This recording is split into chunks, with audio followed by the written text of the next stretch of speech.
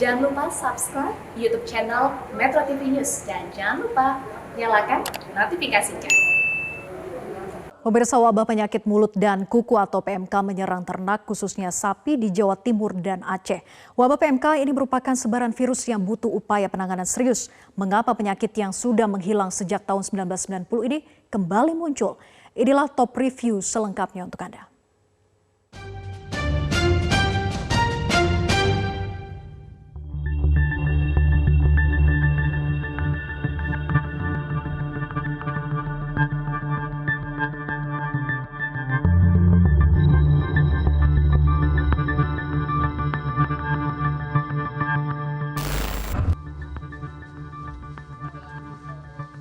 Beginilah penampakan sapi ternak yang terpapar penyakit mulut dan kuku atau PMK di Kabupaten Mojokerto, Jawa Timur.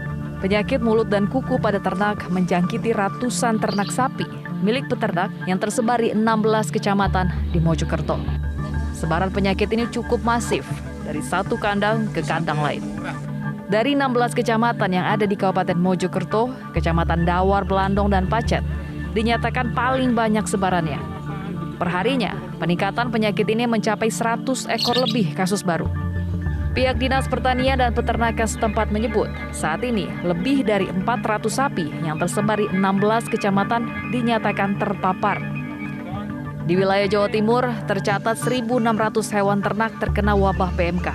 Dari jumlah itu, sebanyak 19 ternak mati. Menurut catatan Dinas Peternakan Provinsi Jawa Timur, dalam 2 pekan terakhir, peningkatan penyebaran PMK sangat tinggi.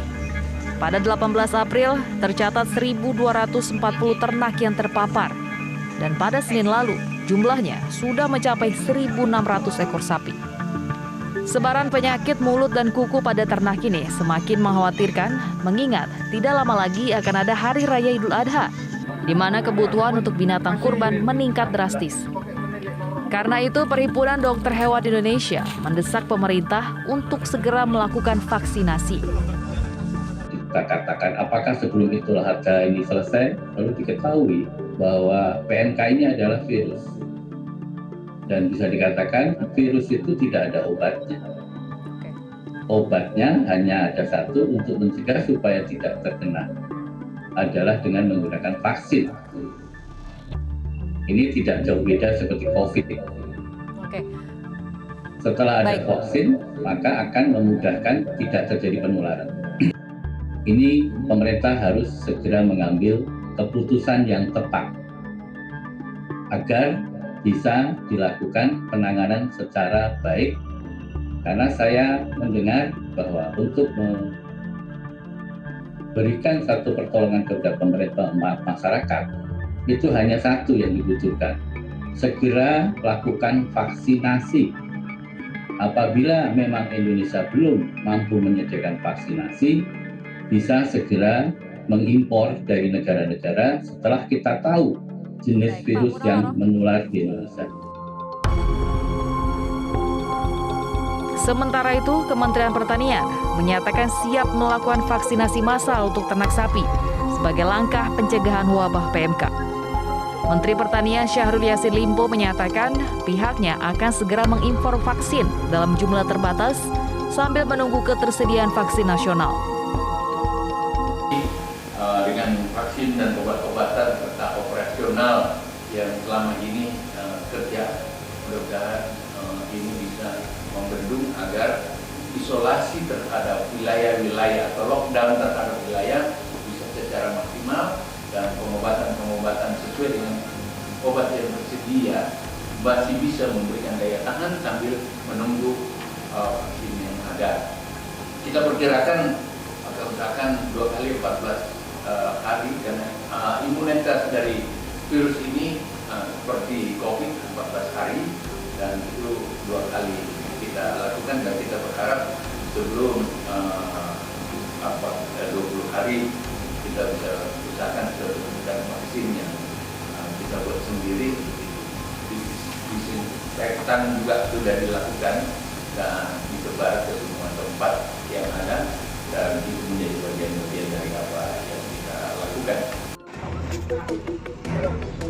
Sampai saat ini, wabah PMK pada ternak sebarannya ada 6 kabupaten di Jawa Timur dan 2 kabupaten di Aceh. Di Jawa Timur, PMK ditemukan di Kabupaten Mojokerto, Gresik, Sidoarjo, dan Lamongan. Sedangkan di Aceh, ada di Aceh Tamiang dan Aceh Timur. Untuk mencegah sebaran yang lebih luas lagi, Presiden Joko Widodo meminta dilakukan lockdown atau isolasi. Ini Menteri Pertanian segera dilakukan lockdown, zonasi lockdown di wilayah sehingga mutasi ternak dari satu tempat ke tempat yang lain atau pergerakan ternak dari kabupaten ke kabupaten apalagi provinsi ke provinsi betul-betul bisa dicegah. Bentuk satgas sehingga jelas siapa yang nanti bertanggung jawab. Penyakit mulut dan kuku ini terbilang sebagai penyakit yang mudah menular karena penularannya melalui airborne atau transmisi udara. Gubernur Jawa Timur menyebut langkah isolasi atau lockdown yang diterapkan di wilayahnya berbasis kecamatan. Terjadi transmisi antara ternak yang terkonfirmasi positif dengan yang tidak. Oleh karena itu melakukan isolasi di kecamatan tertentu menjadi penting.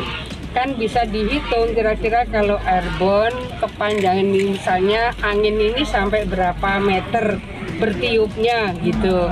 Nah, kecamatan-kecamatan yang tidak terkonfirmasi ternak positif tolong juga sementara diisolasi dulu. Jangan ada interaksi antara ternak yang sudah terkonfirmasi positif dengan ternak yang masih sehat. Munculnya wabah penyakit mulut dan kuku pada ternak tak pelak membuat geger. Sebab sebenarnya Indonesia sudah terbebas dari wabah PMK sejak tahun 1986 dan secara resmi diakui internasional sejak 1990. Karena itu kemunculan kembali wabah PMK saat ini dinilai sebagai kebobolan. Jadi seperti kita ketahui kita ini sekarang bisa dikatakan kebobolan karena sejak tahun 1990 sebenarnya kita ini sudah bebas. Ini menjadi hal yang sangat memprihatinkan bagi kita. Oleh karena itu kita ketahui bahwa PMK ini merupakan penyakit yang sangat mudah menular karena penularannya menggunakan udara atau airborne. Perhimpunan Dokter Hewan Indonesia menilai pemicu kebobolan penyakit mulut dan kuku kali ini karena terbitnya peraturan pemerintah nomor 4 tahun 2016 tentang pemasukan ternak dan atau produk hewan dalam hal tertentu yang berasal dari negara atau zona dalam suatu negara asal pemasukan. Dengan terbitnya PP nomor 4 ini, maka terbuka impor daging dari negara yang belum bebas PMK seperti India. Yaitu PP nomor 4 yang menyatakan bahwa PP nomor 4 tahun 2016 yang ini sebenarnya sudah kita pernah memberikan masukan kepada pemerintah, yaitu mengizinkan mengimpor sapi ataupun daging berasal dari negara-negara yang belum bebas PMK. Kita ketahui kita pernah memasukkan daging dari India, kita pernah memasukkan daging dari Brasilia. Ini adalah kecerobohan bagi kita semua. Karena membebaskan PMK ini membutuhkan waktu yang panjang dan membutuhkan nilai budget yang tinggi. Sehingga kami menginginkan bagaimana PP nomor 4 tahun 2016 ini ditinjau ulang.